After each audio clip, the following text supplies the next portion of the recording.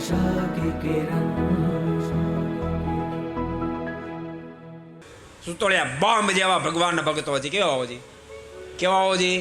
સુતળિયા bomb જેવા હોવા જોઈએ. એમ મહારાજે પંચાળાના 5માં કીધું. મહારાજ કે પાજી પાળાની છાયામાં દબાઈ બબાઈ નહીં. સમજાણું? દબાઈ બબાઈ નહીં.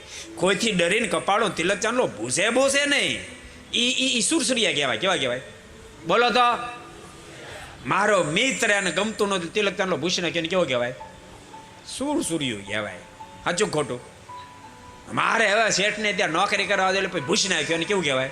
સુરસુરિયું કહેવાય.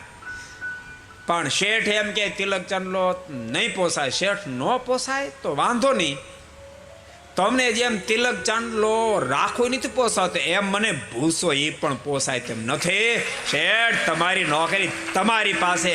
અરે રોટલા તો મારા ભગવાન સ્વામિનારાયણે ગળામાં લીધા છે અને સ્વામી વાતોમાં લખ્યું છે કે રોટલા તો દેશે દેશે દેશે માટે રોટલા તો ગમે ત્યાં મળશે. શેઠ નોકરીને માટે પડ્યો નથી રહેવાનો, ભૂખ્યો નથી રહેવાનો.